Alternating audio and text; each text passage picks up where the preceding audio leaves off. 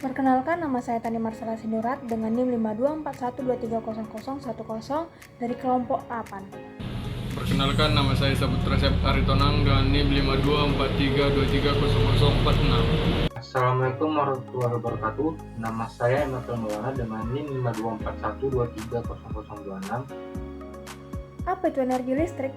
Energi listrik adalah bentuk dari yang dihasilkan oleh pergerakan partikel bermuatan seperti elektron melalui suatu konduktor atau sirkuit listrik. Nah, di sini saya akan menjelaskan tentang transformasi energi listrik. Apa itu listrik? Listrik adalah bentuk energi yang sangat fleksibel dan serbaguna. Salah satu keunggulan energi listrik adalah kemampuannya untuk dikonversi menjadi berbagai bentuk energi sesuai dengan kebutuhan kita. Misalnya ini, energi listrik bisa diubah menjadi energi cahaya, seperti yang kita lihat pada lampu LED yang menerangi rumah dan jalanan. Kemudian listrik juga bisa dikonversi menjadi energi panas, contohnya pada setrika atau pemanas air. Dalam dunia industri, energi listrik banyak digunakan sebagai energi mekanik. Hal ini kita temukan pada motor listrik, mesin pabrik atau alat-alat rumah tangga seperti mesin cuci dan blender. Tidak hanya itu, listrik juga bisa berubah menjadi energi kimia. Contohnya, saat kita mengisi daya baterai di ponsel. Dalam proses itu, energi listrik disimpan sebagai energi kimia untuk digunakan kembali nanti. Selanjutnya, ada energi suara, misalnya dalam speaker atau buzzer, di mana arus listrik menggerakkan membran hingga menghasilkan suara. Dalam bidang komunikasi, energi listrik bahkan bisa dikonversi menjadi gelombang elektromagnetik, seperti sinyal radio, televisi, atau wifi.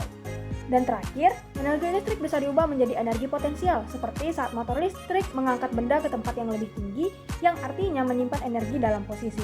Nah, dari sini kita bisa melihat bahwa bukan hanya sekedar energi, tetapi juga penghubung antara berbagai teknologi dan kebutuhan manusia. Selanjutnya kita akan masuk pada bagian produksi energi listrik, yang dimana biasanya menggunakan dasar hukum induksi elektromagnetik punyanya Michael Faraday.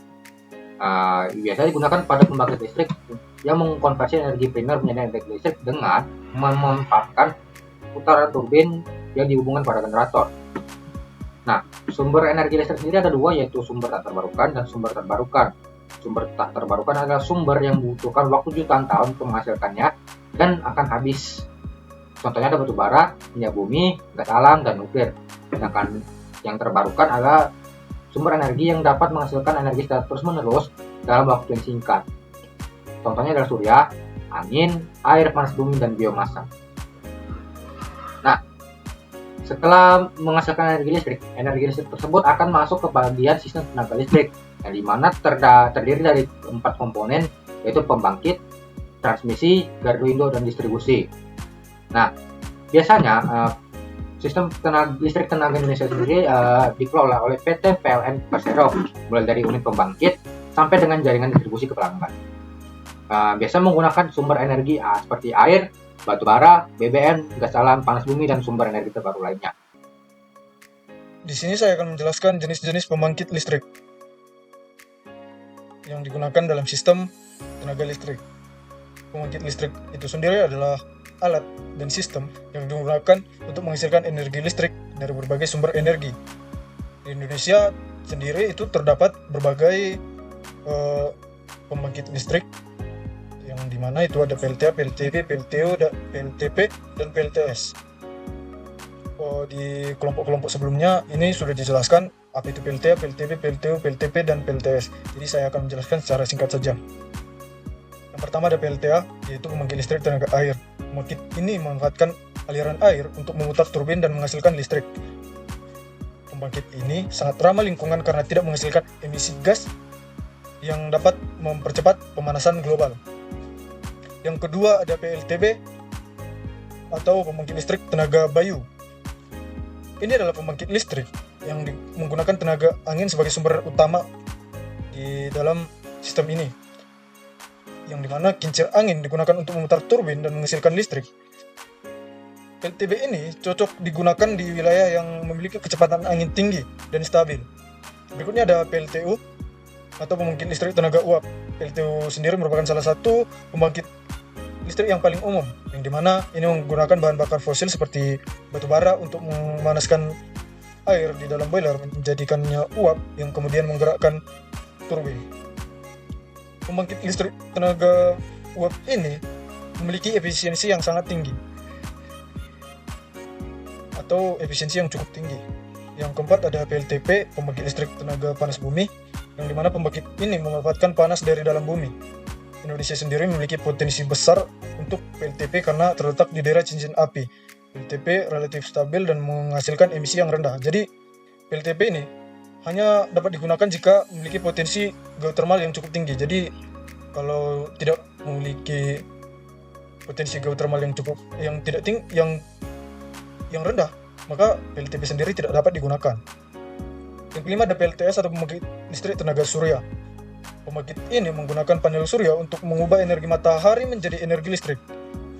PLTS sangat ramah lingkungan dan cocok untuk di daerah yang mendapat sinar matahari melimpah, walau efisiensinya masih tergolong rendah dibandingkan PLTU dan PLTP. Nah, setiap pembangkit itu memiliki kelebihan dan kekurangannya. Karena itu, pemilihan jenis pembangkit itu harus disesuaikan dengan kondisi geografis, ketersediaan sumber, dan dampak lingkungannya. Berikutnya saya akan menjelaskan apa saja dampak dan perbandingan dari setiap pembangkit listrik yang sudah saya jelaskan. Yang pertama ada PLTU. PLTU sendiri sudah saya jelaskan bahwa PLTU itu memiliki efisiensi yang cukup tinggi. Namun di balik efisiensinya, PLTU sendiri memiliki dampak yang cukup sangat merugikan bumi, yaitu menghasilkan emisi yang cukup tinggi, di mana emisi ini akan mempercepat pemanasan global, sehingga kita membutuhkan solusi untuk energi yang lebih ramah lingkungan. Yang berikutnya ada PLTB, PLTS, dan termasuk juga PLTA, karena sumber energi pembangkit dari sumber energi tersebut merupakan sumber energi terbarukan, namun dia memiliki efisiensi yang rendah walaupun dia ramah lingkungan. Yang berikutnya ada PLTP. Ini juga stabil, efisiensinya sedang, dan emisinya rendah, menghasilkan emisi yang rendah. PLTP sendiri sangat layak digunakan di daerah yang memiliki potensi geothermal yang cukup tinggi. Baik, saya akan membacakan kesimpulan dari apa yang telah kami sampaikan. Yang pertama adalah konversi energi penting untuk ketersediaan listrik. Sudah saya jelaskan bahwa setiap pembangkit tadi memerlukan konversi energi. Jadi konversi energi bisa dikatakan sebagai komponen utama atau sebagai sesuatu yang sangat penting di dalam sebuah ketersediaan listrik. Karena saya sudah jelaskan bahwa di PLTB, PLTU, PLTA, PLTS, dan PLTP juga itu semuanya harus melakukan konversi energi untuk menghasilkan energi listrik. Yang kedua ada perlu pengembangan energi terbarukan. Sudah saya jelaskan bahwa sebelumnya kita menggunakan energi fosil, di mana energi fosil ini menyebabkan terjadinya pemanasan global yang sangat cepat karena menghasilkan emisi yang menyebabkan pemanasan global tadi. Sehingga kita memerlukan solusi di mana kita menggunakan sebuah energi yang memiliki emisi rendah sehingga lebih ramah lingkungan untuk memperlambat pemanasan global. Yang berikutnya ada pemanfaatan sistem kontrol modern meningkatkan efisiensi. Nah, sudah saya jelaskan tadi bahwa penggunaan energi terbarukan tadi, dia itu memiliki efisiensi yang sangat rendah walaupun ramah lingkungan. Jadi kita memerlukan pemanfaatan sistem kontrol modern untuk meningkatkan efisiensi dari energi terbarukan tadi, supaya itu kita gunakan sepenuhnya lebih maksimal agar kita lebih tergantung terhadap energi terbarukan tersebut, sehingga kita